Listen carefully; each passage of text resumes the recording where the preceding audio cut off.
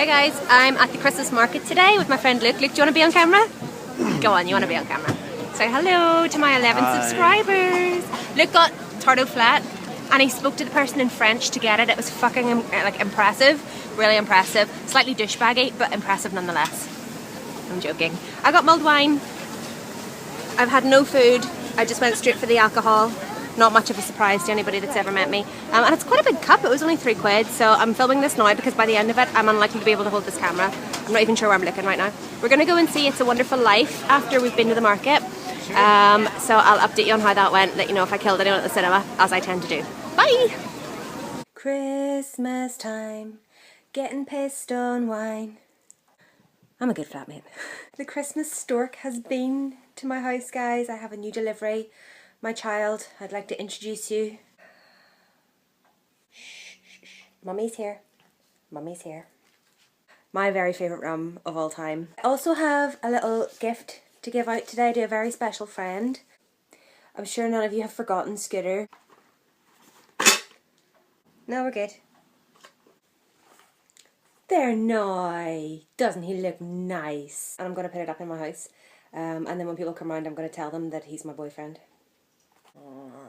Christmas market was good fun. I had some scampi from Mourne Seafood, which was amazing but really hot and spicy. And I had some roast pork and like stuffing and potatoes and gravy and things from the Welsh people. The movie was good. Cried like a baby. Actually I didn't cry like a baby. I tried so hard to suck it back because I had my makeup on and I was like, I can't cry in the theatre when I've got makeup on. So I sat there the whole time like this.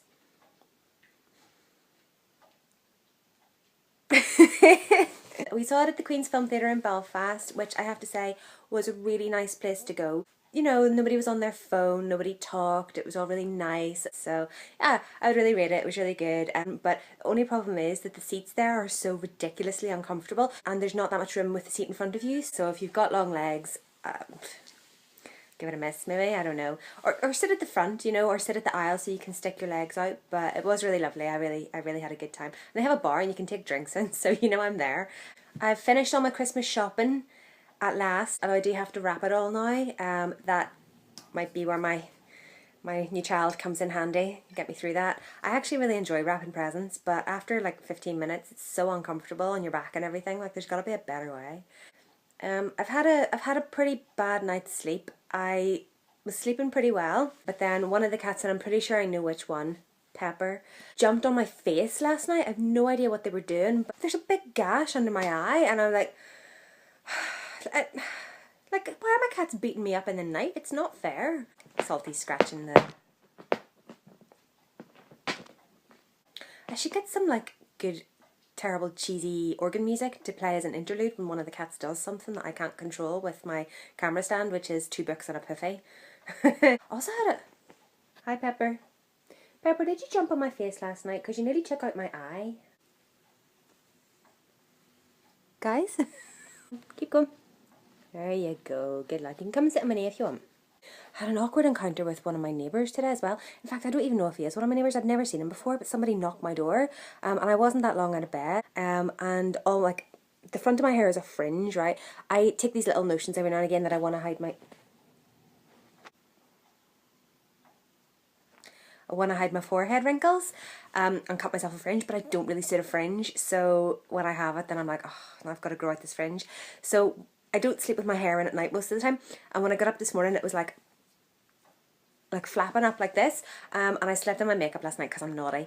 My front door went and I was like, oh, maybe it's the postman. I opened the door and there's this guy standing there in his like pyjamas, slippers and dressing gown. And I was like, hi. And he was like, oh, I think I put the wrong door. And I was like, okay.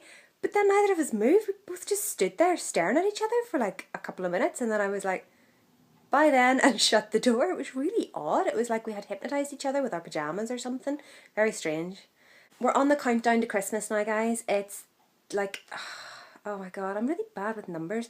It's something like 11 days or something until Christmas. How did I get a B in my GCSE maths? So it's about 11 days till Christmas, so we're on the countdown now. It's like the home stretch. This is the final week.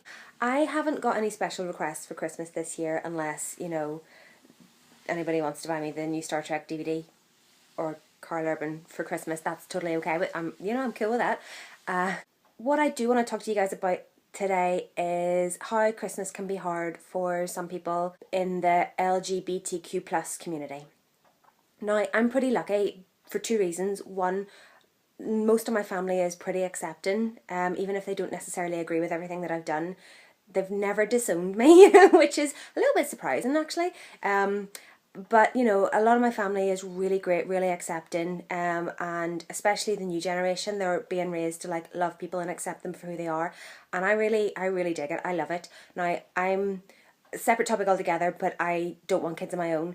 But I absolutely am super close to my niece and nephew, and they are being raised to love and include everybody and accept everybody, and it's really great. But there are unfortunately still a lot of families in Northern Ireland who aren't accepting of their family members who are LGBTQ plus, and that can be really hard at this time of year. If you don't have anybody there to be with or to love you, it can feel very lonely. The reason I want to bring this up is that actually just this week I discovered this really epically amazing website called www.yourholidaymom.com, and it's mom, the American version.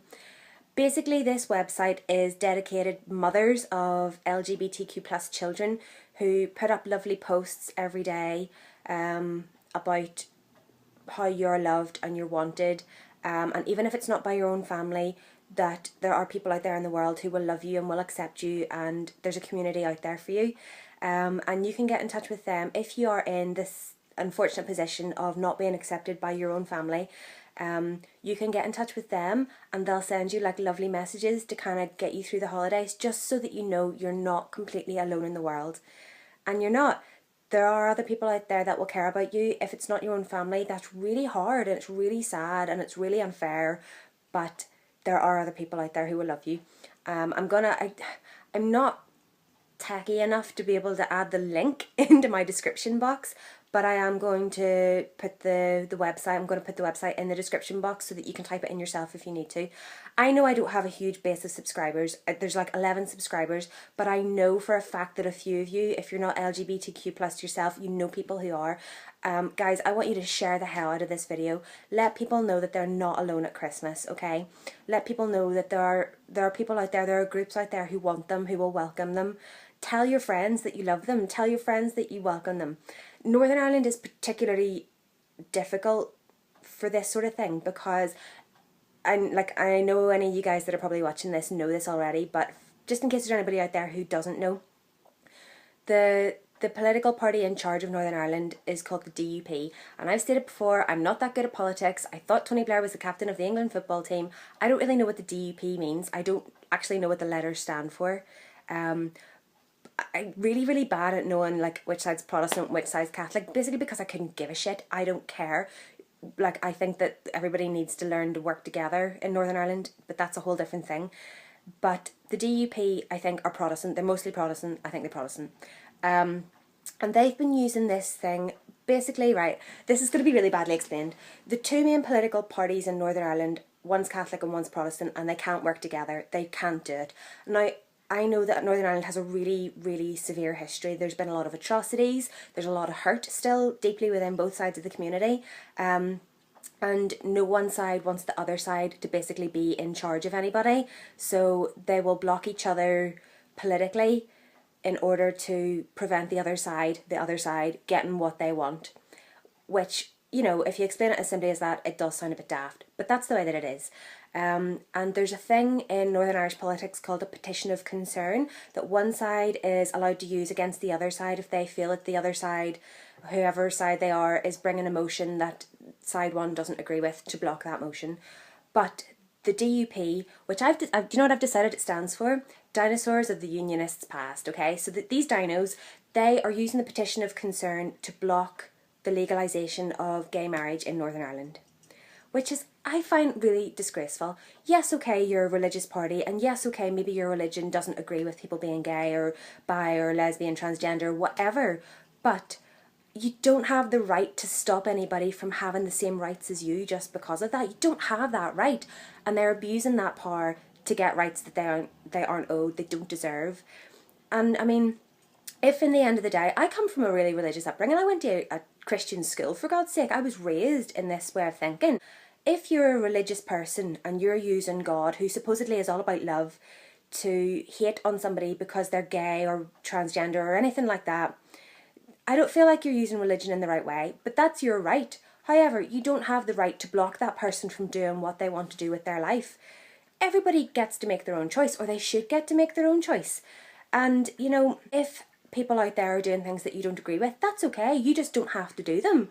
But that doesn't mean that you should get the right to stop them from doing what they want to do. It's their choice. It's not your choice.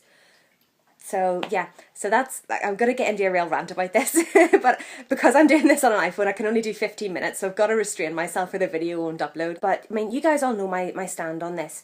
You know, if you're a religious person and you don't agree with things, fine. That's okay. That's your right. But you don't have the right to stop other people from living their lives and being happy, and they're not doing anything wrong, they're not hurting you in any way. So butt out, essentially, you know? So basically Northern Ireland can be really, really hard to live in for these sorts of things, because there's a whole, like, the government doesn't even want LGBTQ+ people to have rights a lot of the time. I know for a fact that there are a lot of people out there whose families are very religious, or they're involved, and there's a lot that aren't, and that's great, but there's a lot of families that are very religious, or they're very invested in the politics of our country, who don't agree with their lifestyle choices. And I need you to know that that's okay that they don't agree, but you are not alone. We love you and we want you, and you're welcome, and you deserve to have a good life, and you deserve to be happy, and you matter, okay? So please reach out to somebody. If you're in that situation, reach out to somebody. You can comment here below with me and I will tell you that I love you. You can, you know, reach out to yourholidaymom.com and speak to somebody there. You can speak to people on the phone. There's the Samaritans. There's lots of lovely support groups in NI who are, you know, they're willing to help you through this period. If Christmas is a hard time for you because you're LGBTQ+, let's all work together to make it easier for you.